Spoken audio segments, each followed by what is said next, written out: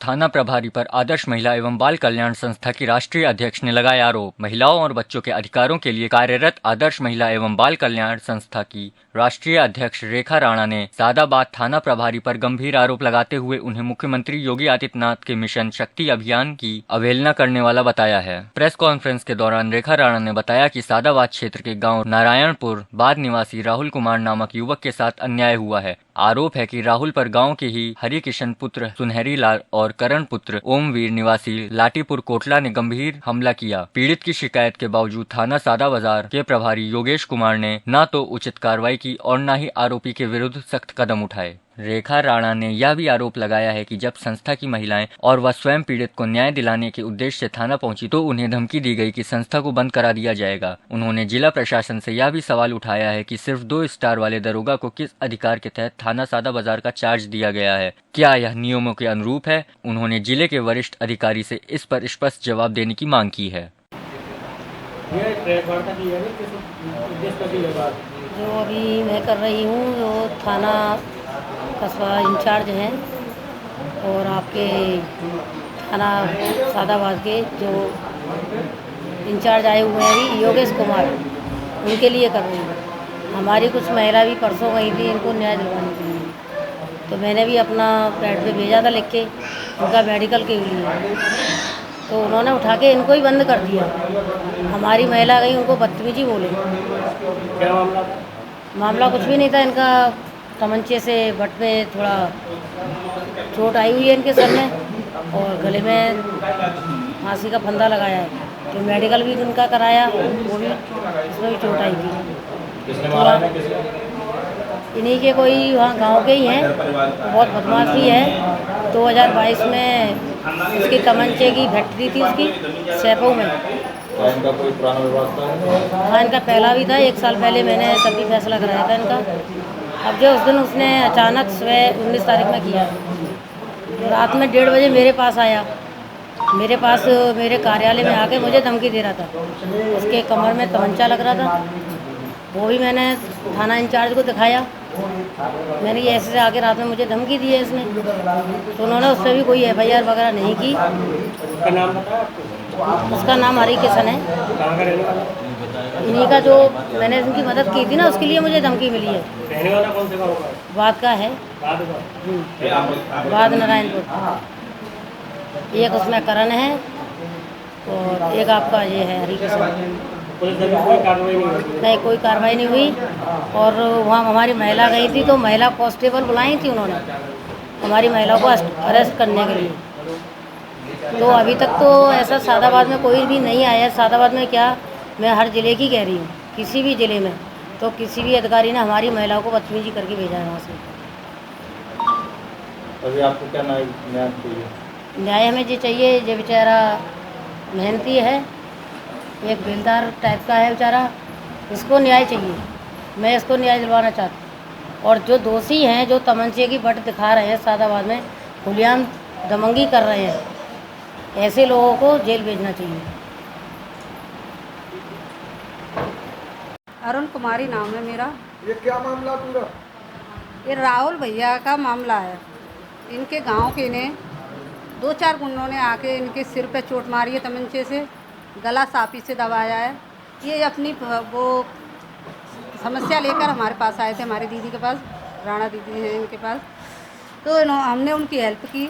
जब हम थाने पर पहुँचे तो थाने पर योगेश कुमार जी है, वो बोले हमसे, आप किसके साथ हो या क्यों आए हो? हमने बोला हम अपनी दीदी के साथ आए हैं। कौन दीदी? निकलो बाहर निकलो। और बोले कि 2 लेडीज़ पुलिस वाली को लेके आओ अंदर। ये क्यों आई अंदर? यहाँ पर हमारी बदतमीजी हुई थी वहाँ पर, बताओ, इतनी बेइज्जती हुई थी, मगर हमारी कोई सुनवाई नहीं हुई थी वहाँ पर। आप थाने गए थे, आपकी कोई सुनवाई नहीं हुई? कोई सुनवाई नहीं हुई भैया। तो अब वो क्या चाहते हो? हम तो यही चाह रहे हैं कि इन भैया को न्याय मिले।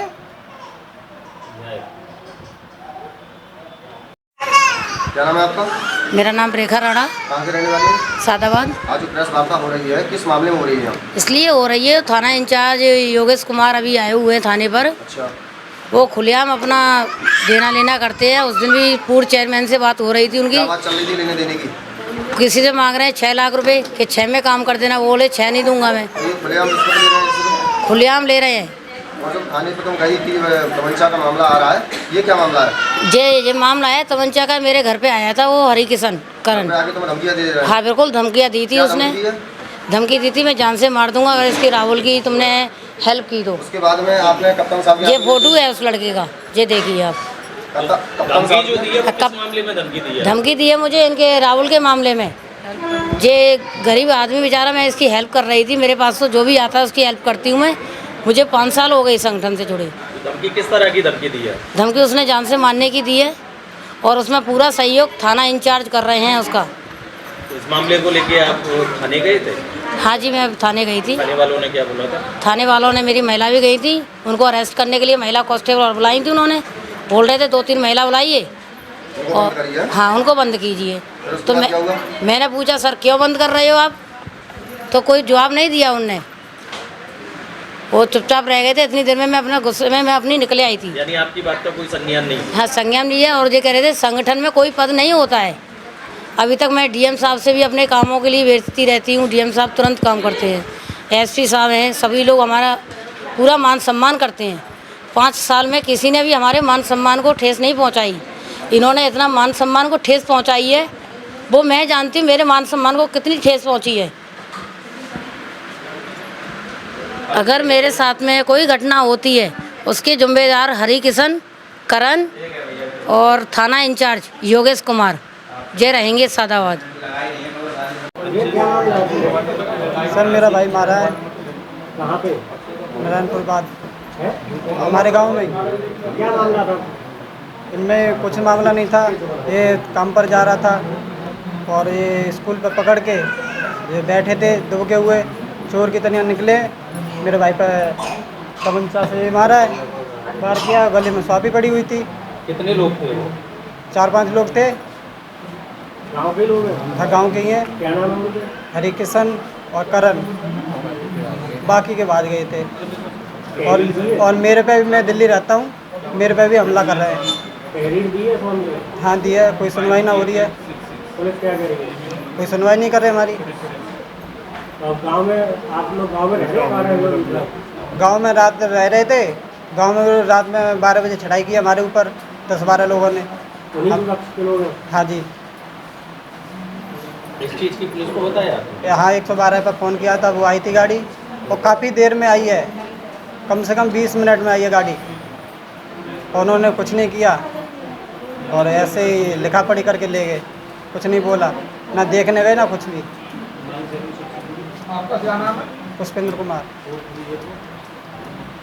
कहाँ के रहने वाले? नारायणपुर बाद। क्या वारदात हुई है आपको? वारदात सर, मैं अपने घर से निकल रहा था काम के लिए तारीख 19 में। जब ही मेरे घर के पास में प्राइमरी स्कूल है, उसमें कुछ दबंग लोग घुसे हुए थे। एक का नाम हरि किशन है, एक का नाम करण।